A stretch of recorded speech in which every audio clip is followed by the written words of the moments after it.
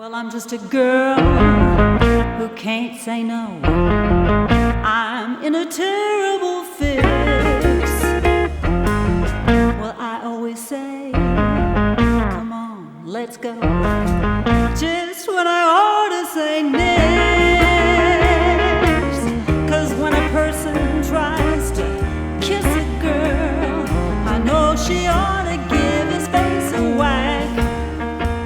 But as soon as someone kisses me, I somehow sort of wanna kiss him back. Well, I'm just a fool when lights are low. I can't be prissy or quaint. I ain't the type that can feign. Oh, how can I be what I ain't? I can't say no.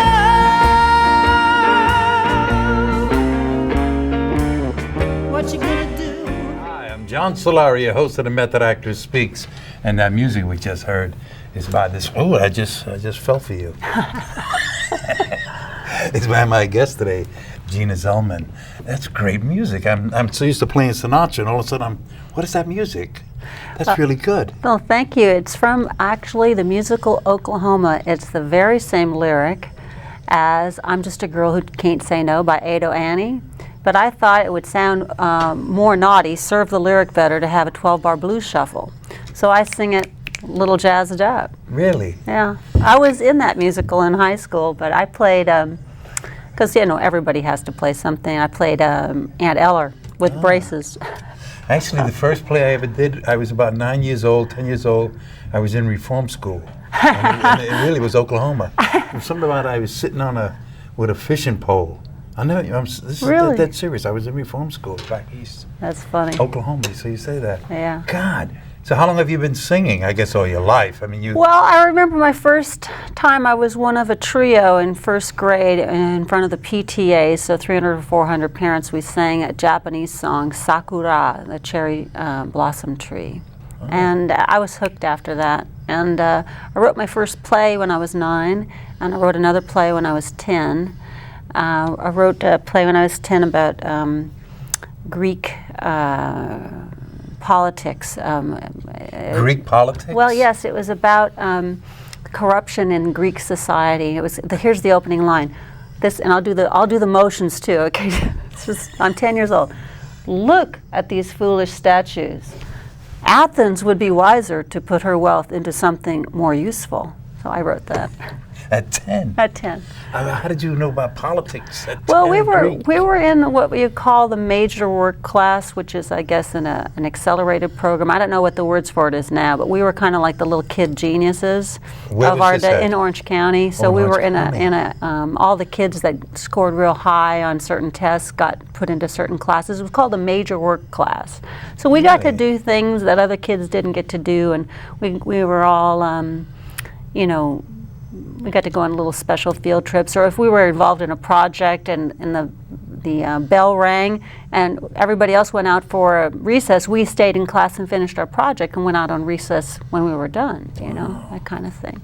So it was kind of nice. There's a lot more programs like that available now, and kids are so much more tended to, but it was kind of progressive. Was there a lot of the art 60s. in your family? You're Italian. So. Oh, well, you know, it's funny. My dad was a very creative guy, but it was my mother who makes Martha Stewart look like an amateur. My mom, so talented. My mom is of good German-English stock, and incidentally, her grandparents helped settle Herman, Missouri, near the Missouri River. Oh. They were steamboat captains from Germany. And they were steamboat captains during the time of Mark Twain. Really? Yeah, and there's a little museum right there on the Missouri River with my family in it. Yeah. Ah. But my mom can knit and tat lace, and she does Indian jewelry. She has her own like blowtorch and does, you know, with her little goggles they would make an Indian jewelry. She's had her garden in Sunset Magazine and her art in Bowers Museum. So you come from a very creative family. Very creative. But my mom, I think my mom said her aunt had been on Broadway, and in my Dad's time, he was in a glee club at Manhattan College with Dennis Day. Really? Yeah. Oh, so your father came from New York? My dad came from Rhode Island Rhode area. Island. His parents immigrated in about 1903 from southern Italy. Oh. So his eldest sister was born in Italy, but the rest of the family was born here. We were talking earlier before we get into it, we call it macaronis back here, some Hey, gravy. you don't say pasta. Give me a break. There's pictures in the cupcake. You'll find them later, and you'll see it on there of my family. We're all sitting around cooking. The bowls are all empty because I make gravy every Sunday. Yeah, you have to make it every Sunday. That's right. We would start the pasta sauce at about 6:30 before we go to church. And my dad would get it going, put it on simmer. We go to church. We go to the Italian deli afterwards and get the fresh bread. Yeah. And we get the pepperoncini and the fresh, chunk of Parmesan, right? And whatever else. We get the cookies. And I can't remember what else we get. Maybe a bottle of wine. I don't know. But we get this 3 at least. Yeah. What you would call a baguette, but an Italian roll of bread. I know what you mean. And then we'd get home and we would be dipping that bread in the sauce. I just tell anybody dips, you got to stir it. Yeah. You got to stir if you go in there. Everybody they dip the bread in the gravy. It's good. But let's get back to, we could talk about Italy all day long. And food. And food, Madon. But this Madon. You know what Madon is? It's the Italian slang for Madonna. Really? Yeah. It's Madonna, yeah. Madonna, mother of God. Yeah, Yeah, right. But Madonna. That I didn't know either. See, I can tell you these things later. Okay. Tell me a little more about your singing and acting. Well, like I was saying, I started out in grade school, and I did acting, like I said, early on, even wrote plays, but I went into a Catholic girls' school where I was really very creative. I wrote the school songs, and I was in charge of the Catholic school, huh? Catholic girls' school. I was in charge of the choral skirts? group. Yeah, we had the uniforms. I know that's an exciting thing for you. We'd roll them up. They had all these prim and proper rules, and we were just so bad. We were bad. But it was an excellent school, actually, in Orange County, Marywood. It's now the home of the bishop, and a lot of retreats are held there, but it's not a school anymore. But I just visited there a week ago. It's still very beautiful. Oh. But as far as singing goes, do you write your own songs? I started writing as a sophomore in high school. I wrote original songs. What makes you write? That's what I'm really interested in. Well, I don't really understand the muse itself, but I just started writing down thoughts. Things would go around in my head that I said, well, gee, this is not leaving my head. I might as well write it down, and I would write what would be a poem. See, when you start writing, it doesn't come out perfectly. You write something, and maybe you make mistakes. The typical mistakes you make is over rhyming or using words that are commonly used in songs, moon, June, and. Well, how do you know if you're doing that? I'm just saying most people start out writing really bad songs, but you have to start somewhere. You start out. I still have most every song I ever wrote. I have boxes and boxes of stuff I've written. Yeah. Oh. But most of it's pretty bad. I have books of every song Cole Porter wrote, and every song Ira and George Gershwin wrote, and every song Bob Dylan wrote. And let me tell you, there are some bad songs in there. Really? So everybody wrote bad songs. Bob Dylan. But I have a couple good ones that I like. But it's funny, and I know I've heard like Neil Diamond or I don't know, couple of other famous singers say it's so hard sometimes to sing the older songs, the songs they're most famous for, because they just don't feel that way anymore. Well, it's a dying art too. Those songs, Cole Porter and this and that. I think today guys like Sinatra and them couldn't even get hired. You know what? There is a resurgence of songwriters. So. Friends of mine just wrote a song that is in the final stages of competition for the John Lennon songwriting contest. There's a lot of people trying to write what they would call new classics, new standards. New standards. Yeah. Okay. I think we really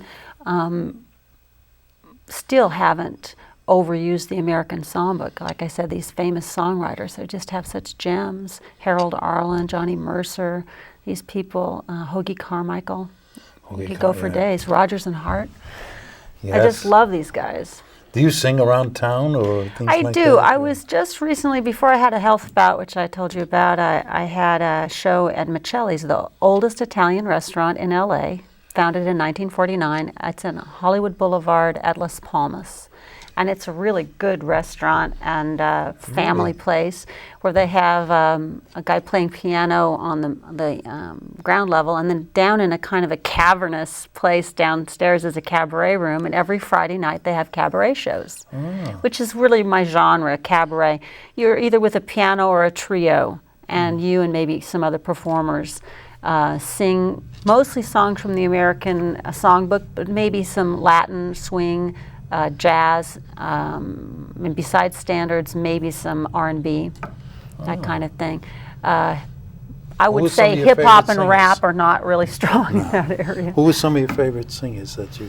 Well, I have some obscure singers that have really inspired me. I don't know if you know Abby Lincoln. Yes, I do know the name, Abby Lincoln. No, I'm thinking Abby Lane. Oh, Abby Lincoln.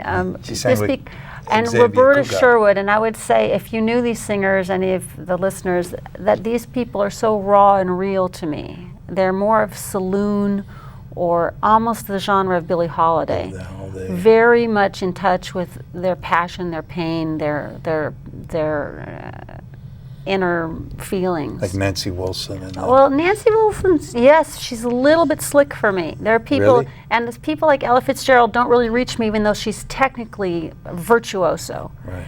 But the people that reach me are the people that let it all down. Like I saw Alberta Hunter in person in San Diego a couple years ago, and so real, and so vivid, and you can just almost go into her whole reality. You're entranced with her presence, that she seems so real and so unique. That's what I want to see when I see a performer, someone being very private in public. Oh. So this is how you prepare. That's what I wanted to ask. How do you prepare when you're going to go sing? How do you prepare to do Well, the songs? I believe that all the work is done before you get to the stage. There's nothing you can possibly do to screw it up to be perfect that's going to make it any better. So I forget that agenda. What I try to do is really own the space and time I'm in. I try to know the people in the room as much as I can. I don't mean every individual person in the seat, although that's a very pleasant experience if you do know everyone you're singing for, and sometimes that happens. But I like to know who's at the door on the way into the club, and who's my lighting person, and who's everybody involved. I like to know what happened in the news that day, if there's the parking. Why? If the parking. Why the news? Because then I know what mood people are in, and I might be able to speak to whatever elements in the room, so that I can allow people to be present with me. So that if I can identify the energy that's in the room, then I'm included in it. I'm not butting up against it. I'm not trying to overlook or play over something. When I own all the energy in the room and invite it in and welcome it, then I'm transcending it, and I'm allowing people to transcend their daily problems and to come in on an adventure or a journey with me, and possibly transform the energy they came in with to something that's more life-affirming or more energizing for them, so that they can come out of a show with me in a different space, one that's maybe more nurturing, more healthful, more healthy, more loving. And that's what I try to do. I mean, it's kind of none of my business what they get out of my show, because most people are projecting what they want to see on you anyways. But if I can possibly, through being truthful and in the moment, and not trying to be perfect, and not trying to be judgmental or preachy, but simply say my truth. And simply try to be as receptive to what they're giving me. That's the hardest thing, because I can send for days, but to let that go and to see what comes back, and to be enriched by what they're trying to give me, so that there is a real bond, a real sharing, a real flow. That's the way everybody is transformed out of the experience. That's what I try to do. Sounds almost spiritual. Well, you know, it's artistic. Yeah, it is. And if you want to say it's spiritual, I would say, I mean, you know. it's almost, you know, you sound a little, Tony, Tony Robbins? No, Tony Tony Danza? Is he at Feinstein's, and you know, in New York, and it's like that. I'm listening to you, and I'm thinking of him because he's the same way. You know, when the feelings he tries to put on, you know, like Sinatra would do. He wants to know how everybody's doing, and walks around with the crowd and this and that. Well, he's a very gifted guy. People really love him. He is very well. He works at it. He does the work.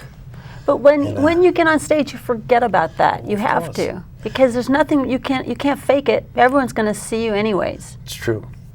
If you believe it, I'll believe it. That's what right. I tell actors. Yeah. Because everything you're saying is what an actor has to do. I was talking to Catherine Narducci. She plays on The Sopranos. Oh. And we were talking the other day about something, and I told her the same thing. I says, you got to come. You leave. When you come in, you just forget it and do it. It starts out here. How you prepare yourself out here.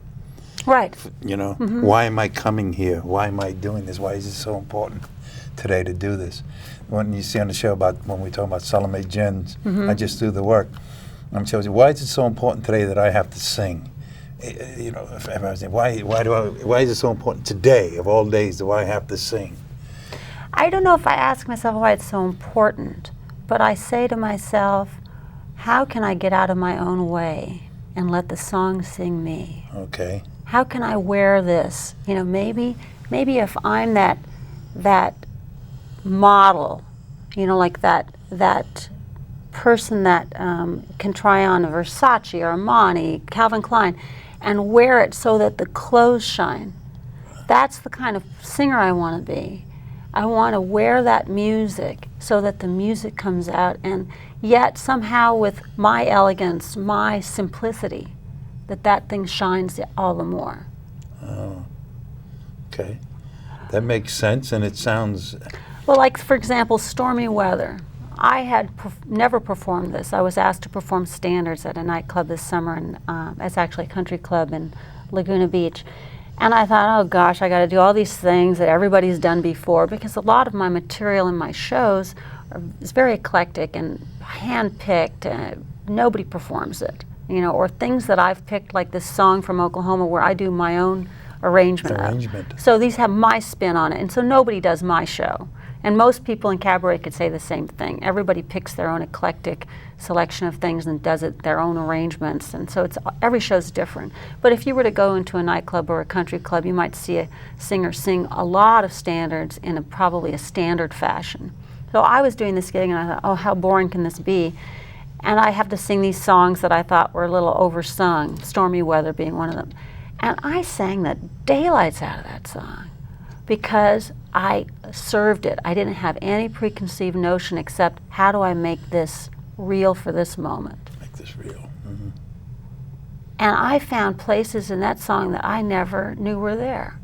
And I'd find different places the next time because I would be in a different place. But I mean, you just don't know. You just don't know. It's the same thing in acting. Yeah. You just do it, and all of a sudden you find things, and where did that come from?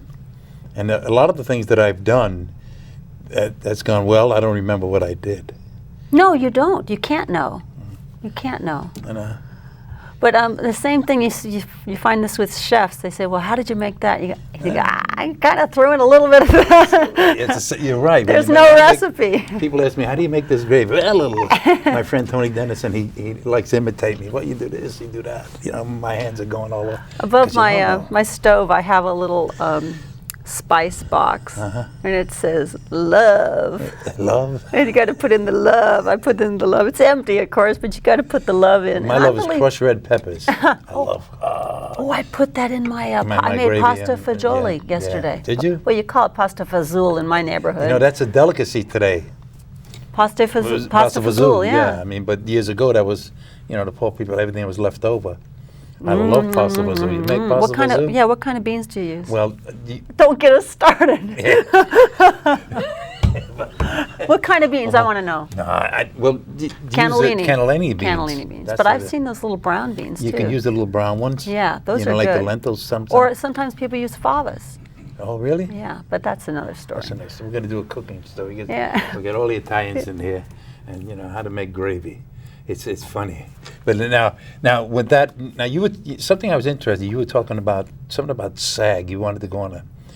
On Monday, this coming Monday, there's a workshop on agency contracts, and I'm going to get a new agent, and I want to make sure. See, I have a documentary in the works. Did you know that? No. It's called Second Act because I've turned a certain significant age, Okay. and a lot of women my age, like they're looking at.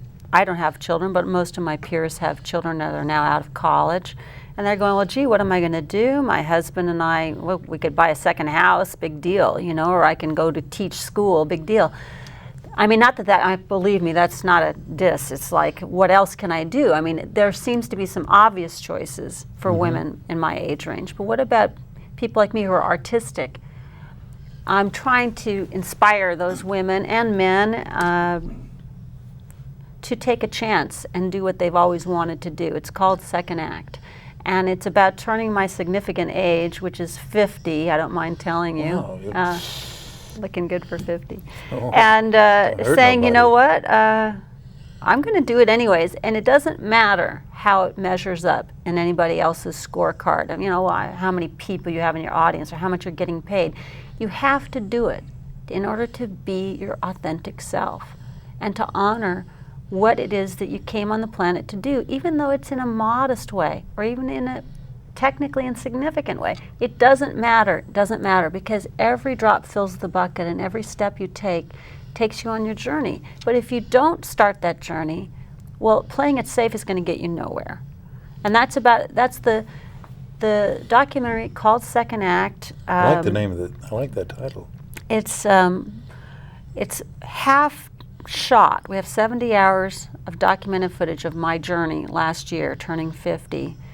And 70 hours? And that's 70 only hours. half? Well, because we had a meeting with HBO, which maybe I shouldn't say, but we had meetings with people from the cable industry we wanted to sell to, saying we have to have a lot of private moments on camera of real, authentic, emotional exposition, along with very good sound quality, very good visual quality performance footage. So we have that.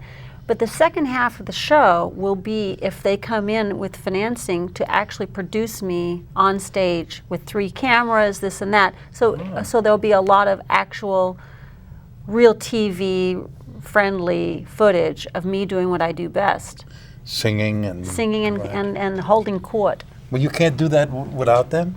I can, but you know, that particular aspect of it, we have not budgeted out. We're trying, because of the connections and the people that my director knows, she's recently been selected as the documentary filmmaker for women in film. Oh. She beat out 600 other projects. Okay, just imagine I'm the star of the project, little me, okay? I'm like Bosnia, right? I'm the subject. I have nothing to do with selling. It's like if you were to sell Second Act, you don't, you know, or the Bosnia in transition, you don't bring Bosnia with you to the meeting. So I have not been in any of the meetings that Cindy Kendall, my director, has been at. So Cindy goes in there and she's up against like female genital mutilation in Middle East, you know, and Bosnia and Cuban Missile Crisis in retrospective, and then Gina Zollman trying to make it as a singer. And everybody looks at all this heartfelt, you know, change the world footage, and they go, yeah, but that 50-year-old chick, she's kind of interesting. So we beat 600 other projects. That's great. Isn't that great? So now she has entree into kind of the female who's who of filmmaking, documentary filmmaking. Oh. And they're helping her, they're mentoring her to get to the next place. Her mentor is someone who's been on staff at USC Documentary for like 25 years. And their firm, if I'm correct, I'm pretty sure I'm correct, was the firm who produced Elaine Stritch's At Liberty. Oh. So, you know, and you know it from the get-go, they said it's a long shot, HBO. HBO is one of many people we can One of pitch. many. And what we're working on now to encapsulate what I'm saying is a 10-minute A synopsis. synopsis, kind of like what you would call a trailer, Sure, trailer, yeah. to sell us to people that want to take us to the next level, which would be having enough really high quality footage to take it onto a cable network. Lee Grant does a lot of, is into documentaries. She's probably big in women in film. Once again, I'm the subject, I'm the actor, I'm the talent. Yes, of course I do. I know of her daughter, Dinah Manoff, too. Dinah, so yeah, very talented. Very talented. I've loved her, everything she's done. And Lee Grant was a genius. That's what she does, really a lot good. of documentaries. We got about 2 or 3 minutes left. Anything you really want to talk about besides? Well, I'd love to have you and your director on again then. Oh, Cindy's a gem. You know, Cindy is such a champion. She was on the Olympic women's volleyball team, but that was the year that we didn't make it to Munich. No, to Moscow. That was the year the U.S. didn't go to Moscow. But she's a champion. She's a Princeton grad. And she's also very spiritually inclined. So she's attracted to my energy and what I have to say because it meshes with hers. But we didn't know that about each other until we really started working together. It's sort of been serendipitous that we kind of share that. But Cindy Kendall was such a champion. I trust her completely to take this where we need to go. If we don't get the right offer from cable sources, we'll finish it and go the documentary, what do you call it, the festival route. Festival, yeah. Well, that's what you got to do it yourself. We're just about right. Remember, there's 3 things in life. There's family, making love, and the smell of gravy on a Sunday morning. I always tell people that. But we're going to have to wrap it up. I can't believe it went so quick. Oh, thank you. But well, good luck with your projects. Well, I'm fascinated with the Actor Studio. It's a very, very... got to get you involved in it. I got to get you an agent. So if there's any agents out there, call me, and we'll get you in touch with her. I'm looking for a new agent. New agent. Yeah. And we're going to hear your music. We got about 1 minute to go. Anybody want to say? Just that I owe a lot to my dad and both my parents. My mother still very beautiful, very, very much still a happy camper in Orange County. Good. My dad really inspired me and always believed in me. And literally the day before he died, I said, "Dad, I'll never give up." Daddy's a little girl. Yeah, there you go. Daddy's a little girl. So this is for my dad. Well, thank you, Dad. Thank you, Louis. Lucky Louis. Someone kisses me, I somehow sort of wanna kiss him back. Well, I'm just a fool when lights are low. I can't be prissy or quaint. I ain't the type that can fake